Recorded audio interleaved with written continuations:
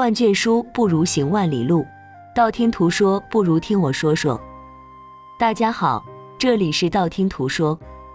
分享不同的故事，希望能给您带来收获。清朝末年，在小王庄村有一座废弃的大房子，已经很破旧了。据老人们说，那座房子已经有几百年的历史了，是村里的富人留下的。然而，那么好的房子怎么会被废弃呢？原来，从很久以前，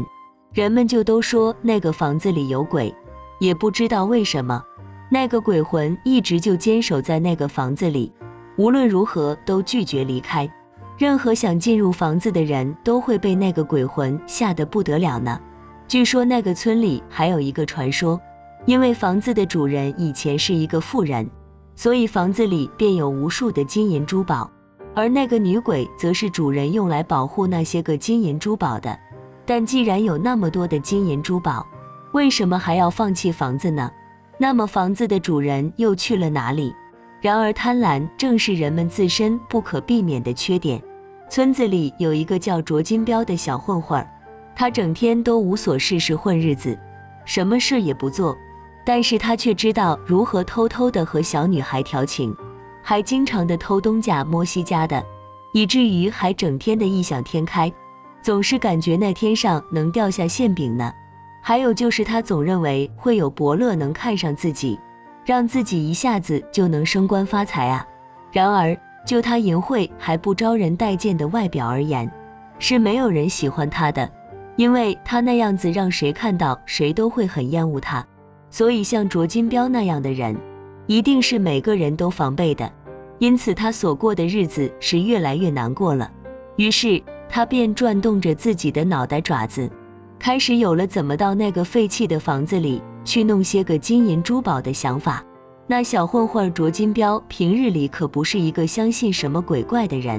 他就根本不相信那个废弃的房子里会闹什么鬼的谣言。此外，他还暗自想，为什么非得要在晚上去那里呢？自己就要在青天白日的进去，即使是里面真的有鬼的话，还能对自己做什么？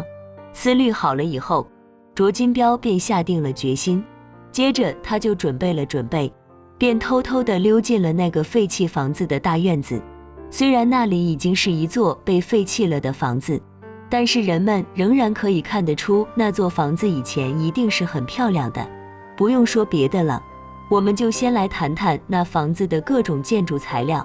虽然是经过了100多年的风吹日晒，但是根本就没有被腐蚀，而且那庭院也是十分的宽阔，建筑十分的宏伟。虽然房子里的家具上全都已经是覆盖着灰尘，但可以看出它们原本都是用非常优质的木材制成的，价值一看就很昂贵。小混混卓金彪进了大厅，哇，真的是又宽阔又漂亮啊！如果把那里清理干净的话，绝对是现代的别墅级别了。突然间，卓金彪的2只眼睛一下子就落在了大厅的一侧墙上挂着的2幅画上。整个房间都被灰尘所覆盖，显得是很脏的，但是只有那2幅画却是异常的干净，就像被精心保护着一样。怎么回事？难道是有人专门来打扫过？但是又怎么能做到只打扫那2幅画呢？就见那左边的画上是一个英俊的书生，他的手里拿着一个折扇，身上穿的白色衣服像雪一样白，长发垂到了腰间。而那右边的画则是一个无与伦比的女子，皮肤特别的白净，明亮的眼睛就像星星一样，发髻上还插着牡丹1朵。她的身上穿着白色的素裙，胳膊上飘着紫色的丝带，左手中还拿着1朵花，并在自己的鼻子前轻轻地嗅着呢。卓金彪看到后便忍不住有点看傻了眼，他都活得这么大了，却还真的没有见过这么漂亮的女人呢。于是他便想，难不成他们就是以前这处房子的主人？想到这里，突然间那卓金彪的脑子里有一个闪念，那2幅画挂在房子的墙上也不知道有多少年了，也许早就已经成为了古董。如果自己拿出去找人给鉴定一下，说不定还能卖个好价钱呢。然而就在卓金彪正在准备去摘那2幅画的时候，突然有一个黑影，也不知道是从哪里冒出来的，在他面前一闪就过去了。那卓金彪转过头来看了看，可是他却什么也没有发现，一定是自己的一种幻觉。卓金彪于是便摇了摇头，准备伸手再去拿那2幅墙上的画。但是就在此时此刻，卓金彪突然间发现了一件奇怪的事情，刚才那幅画上的女子显然是左手拿着花，但现在却是右手拿着花了，到底是怎么回事呢？莫非是自己刚才看错了吗？卓金彪于是便揉了揉自己的双眼，是的，是右手拿着花啊，一定是刚才自己给看错了。就在卓金彪的手即将碰到那个女子的画像时，突然觉得肩上有一只手，一股寒意瞬间飘了过来，卓金彪的头发立刻竖了起来，他便下意识地回头一看，却原来是那画中的女子站在了自己的身后。就见她的外貌、身材和衣着和那墙上面画里的女人都是一模一样的，而此时正在毫无表情地看着他呢。啊！卓金彪是不禁后退了一步，一边看着那幅墙上的画，一边又看了看那个眼前的女人。是的，真的是一模一样的，就是画上的女人。于是便连忙说道：“你是谁啊？”那个女子一听却笑了起来，她那美丽的脸上突然出现了几道裂缝，一股腐烂的味道从她脸上的裂缝中散发了出来。虽然卓金彪平日里也是天不怕地不怕有，但他却是从未见过这样的场景啊。正当他感到十分的惊讶时，就看到那个女子的皮肤开始迅速的腐烂了，腐烂的肉从腐烂的皮肤中脱落下去，接下来那整个的大厅里便都是那股腐烂的臭味了。很快的，本来刚才还是一个美丽的女子，顷刻间就变成了一堆白骨头了。卓金彪哪里见过这样的场景啊，他是一句话也没说就晕倒了。到了第2天的上午，正好有人经过那个废弃的大房子，便看到那小混混卓金彪坐在了那处大房子的门口，嘴里边还吐出了白沫，神志也不清了。不管那个人问他什么，他就只会说4个字：里面有鬼，里面有鬼。卓金彪就这样被吓疯了。村里的人自然都知道卓金彪的日常所为，便想那个家伙一定是想到那个废弃的大房子里偷财宝，才被鬼吓成了那个疯样的。所以也就是从那个时候起，那座废弃的大房子就更加成了村里人们一提就害怕的打哆嗦的鬼地方了。1个月后的一天，一个背着大背包的年轻小伙子来到了这个小王庄村。这可是一个喜欢冒险的年轻人，他正是因为听说小王庄村里有一处闹鬼的废弃的大房子，所以才来到这个村子里，想看看究竟是发生了什么。小王庄村的村民们建议那个小伙子最好还是不要进去，如果进去了那是非常可怕的。但是那个年轻的小伙子却对此事不屑一顾，他反而说他不仅要进去看个究竟，而且还要在里面搭个帐篷过夜呢。尽管村子里的村民们极力地劝阻他，但是那个年轻的小伙子还是走进了那个废弃的大房子。他先看了看那处房子的里里外外和前前后后，但他最后的注意力却不是集中在大厅里的那2幅肖像上，而是集中在了后院的一间类似主卧房的房间门口。从外面看，那个房间显得很是干净，那间房子的门、柱子以及台阶上都是一尘不染的，一眼就能看出那里是经常有人打扫的。然而那个年轻的小伙子却不敢进去了。为什么呢？因为在那个房间的门前有一把椅子，椅子上端坐着一架完完整整的白骨头，就像一个忠诚的守护者一样守护着他身后的门。然而从那架白骨头身上残留的发髻和破旧的衣服可以看出，那可是一个女人的白骨头，也正是大厅里画的那个女人。难不成房子里真的会有财宝吗？莫非那个女人是房子的主人，有意安排在这里守护他家财宝的？除了恐惧之外，那个小伙子的心里还略微地感到了一阵窃喜，于是他便想，或许一个流传了几百年的神秘传说，马上就会在自己面前露出了真相呢。就在那个年轻的小伙子正在低着头收拾东西的时候，突然听到咔嗒的一声响，如果没有错误的判断，那应该就是那架骨头发出的声音了。那个年轻小伙子的心立刻就沉了下来，是骨头的声音吗？现在在自己的旁边不是就有很多呢，不是吗？他随即抬头一看，见那架白骨头并没有什么反应，仍旧还是像磐石一样坐在那里。也许是自己的幻听吧。那个年轻人拍了拍自己的胸部，接着想继续收拾他的东西，突然间卡吧又是一声，卡吧卡吧卡吧，连续几声传来，年轻的小伙子便赶忙站了起来，目不转睛地看着那架白骨头。这个时候那个小伙子真的是感觉出有什么问题了，因为那架白骨头大骷髅原本上是仰着他的头的，而现在却是正对着自己了。只见他的两只空洞的眼睛像黑洞一样，就像要立马把他吸进去似的。小伙子于是便本能地后退了一步，谁知那架白骨头骷髅竟然一下子站了起来，然后骷髅的两只手骨也跟着抬了起来，还不停地发出咔嗒咔嗒的声响。那个小伙子的心理素质显然是比之前来的那个卓金彪好了很多，他转身便跑了出去，白骨头骷髅却毫不犹豫地追了上来，而且是跑得很快。就见他那尖锐的指骨在年轻人的脑后还一个劲儿地摇晃着。一会儿功夫，那个小伙子便跑进了大厅，接着便赶紧关上了门。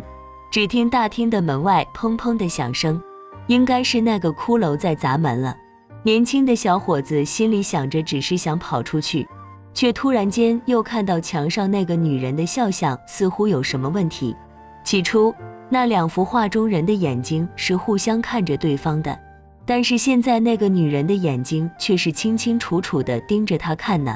啊！突然一声恐怖的女声从那个画像中传了出来。小伙子看到画上那个美丽的女人竟然瞬间变成了一具白森森的大骷髅，正挥舞着双手，仿佛要从画中走出来似的，想要直接带走那个小伙子的命一般。小伙子吓得尖叫了一声，便赶紧跑了出去。房子的门还被他撞出了一个大洞，因为那天正好是白天，所以外面的人也正好碰巧经过，看到那个小伙子惊慌失措、脸色苍白的模样，当时不禁也被吓了一跳。看到有人正好由此经过，那个小伙子才有点安心了，于是便赶紧拉着那个人大声地说道：“里面有鬼，里面有鬼！”而就在这时，只听嗖嗖的一声，那个小伙子的大背包竟然从里面飞了出来，不偏不倚的正好落在了那个小伙子的脚下。接下来那个小伙子和村民便对视了一眼，然后大喊大叫着撒开腿跑了。而毕觉悟则是一名落榜了的书生，因为他家有着丰富的家庭资源，所以他也并不急于谋生或是再继续考试，而是准备先到处玩一玩看一看。而他此时正好也来到了这个村子里，他一看不觉立刻感十分的震惊。他曾经也去过了很多的地方，可是从来也没有见过这么漂亮的地方啊。这和陶渊明笔下的世外桃源差不多是一样的，尤其是那处大房子，虽然是有些老了，但是看上去却十分的简单而且优雅，让毕觉悟有点打心眼里喜欢，甚至感到有一种不可言状的亲切感。那毕觉悟便爱上了村子里的青山秀水，风景如画，于是便毫不犹豫地找到了村子里的负责，想要买下那处大房子。小伙子，那处房子里可是闹鬼呀，而且还是很厉害的呢，不然的话早就拆掉了。大伯，您可别开这样的玩笑了，这个世界上的鬼又是从何而来？这是真的呢，村里的很多人都是见过的。那个卓金彪就是因为在里面偷东西，才变成了今天这样疯疯癫癫的。毕觉悟听后却笑着对他说道：“大伯，我不怕，即使真的有鬼的话，我又和他没有仇恨，他又能对我做什么呢？看到毕觉悟这么执着，那个村里的负责人便说：小伙子，要不你先去那处房子里待上1天，看看情况再说怎么样啊？也可以。毕觉悟高兴地回答说。于是毕觉悟便拿起他的行李来到了那个大房子前，看到有几个村民正看着这边，但是当毕觉悟想和他们说话的时候，他们却一下子全都跑了，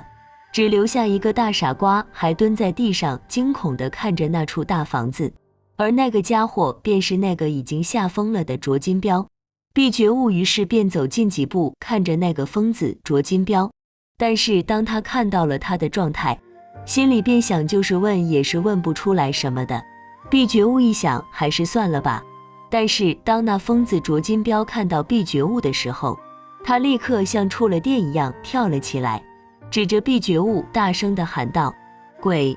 呀！难不成这个家伙便是村里的负责人所说的疯子吗？他真的是可怜啊！毕觉悟情不自禁地叹了一口气，接着便走进了那处大房子里。刚踏进那处房子的大门，书生毕觉悟就感到有一股凉风突然迎面而来，那地上的尘雾和落叶都呈现出荒凉的景象，让人感到不寒而栗。于是他直接就走进了房子的大厅，而后放下了随身携带的行李，眼睛自然固定在了房子里最明亮的地方，也就是那2幅画。除了惊叹画中女人的美丽外，让毕觉悟感到奇怪的是，另一幅画中的男人看起来和他是一样的呢。如果他也有长发，那几乎是一模一样的了。也许是碰巧，毕觉悟也并没有把它放在心上。他把自己的行李放好，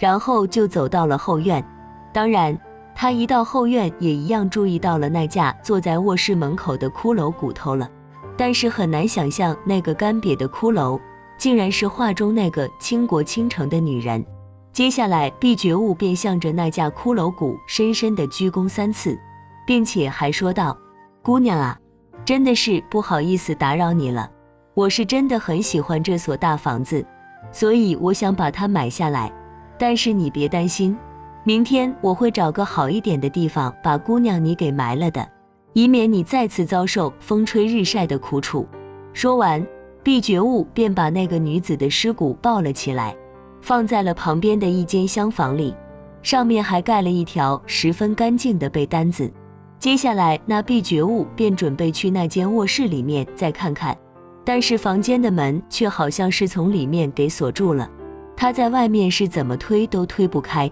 于是他便想那就算了吧，等以后自己买下来以后修的时候再说也无妨。到了晚上，毕觉悟便在大厅里搭了一个帐篷，因为白天已经很累了，所以他躺下不多会儿就睡着了，而且还睡得很香呢。朦朦胧胧之中，毕觉悟突然间听到从房间的后面发出咔嗒咔嗒的声音，那声音听上去还很有节奏感，就好像是有人在走动一般。于是他便急忙起身去看个究竟，可是他刚打开通往后院的门，那个声音突然就消失了，而且那后院却是极其的安静，一点动静都没有了。接下来他又出来一看，毕觉悟不觉是惊呆了，因为那个白骨骷髅又坐在了那间卧室门前的椅子上了，就像白天一样，夜幕降临了，显得更加的阴郁恐怖，让人一见便毛骨悚然。到底是怎么回事？毕觉悟突然间觉得自己的后背发冷，头发也立马竖立了起来。于是他便想，看来这个地方还真像是村负责人说的那样是一个是非之地，自己还是赶紧离开吧，以免生出事端来。于是毕觉悟便赶紧收拾好了自己随身携带的东西，但是他刚准备要离开大厅，突然间看到有一个人的影子在门外是晃来晃去的。谁啊？毕觉悟赶忙问道。他这一问，于是那个人影又出现了，而且还站在了门的中间。只见那个人是长发飘飘，身材相当的苗条，看样子应该是个女人。毕觉悟突然想起了后院的那架白骨骷髅了，而就在这个时候，只听得吱吱的响声，门被推开了，一阵白雾迅速地蔓延到了整个的大厅。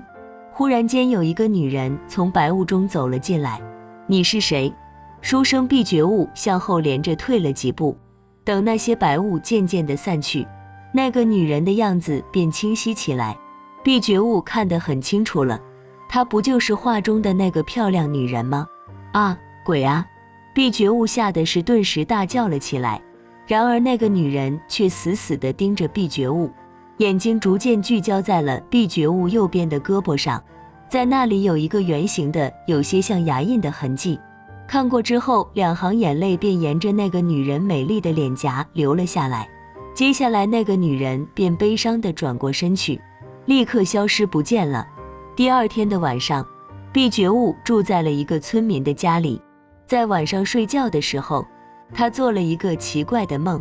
在几百年以前，这个村里的首富毕家的公子毕觉悟从镇上娶了一位名叫龚乙乙的富家小姐。男人长相英俊帅气，女人长相美丽大方，他们很是相爱，在一起过着非常幸福的生活。他们可是一对令全村人羡慕的恩爱夫妻。但是男儿志在四方，不能只是沉溺于儿女情长，所以毕觉悟必须出去求个功名才对。然而他们两人结婚还不到1年，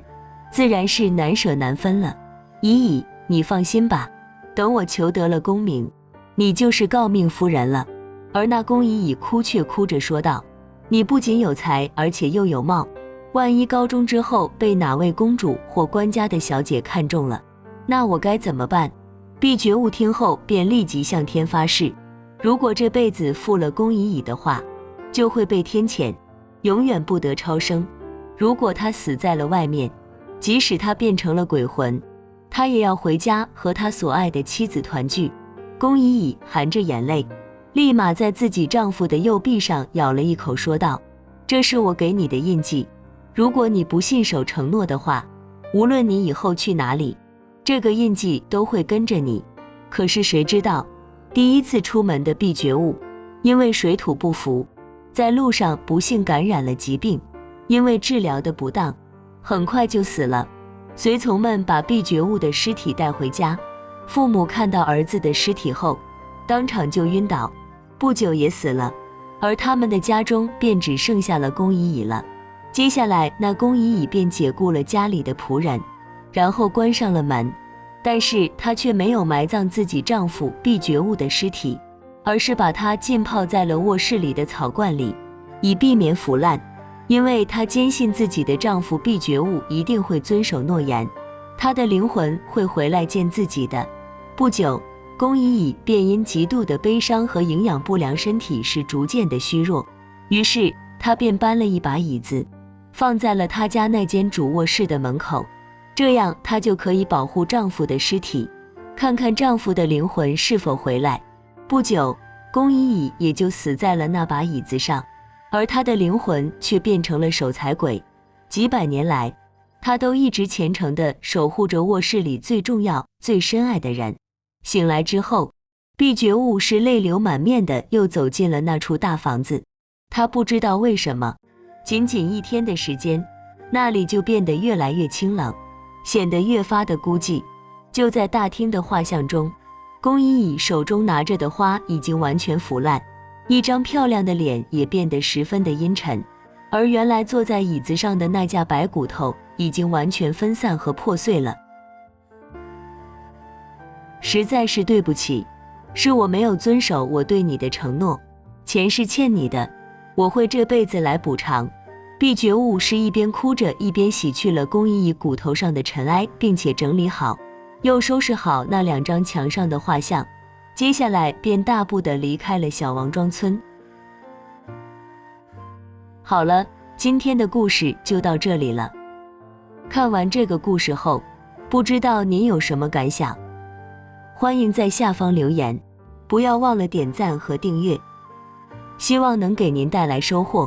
感谢您的观看，我们下期节目再见。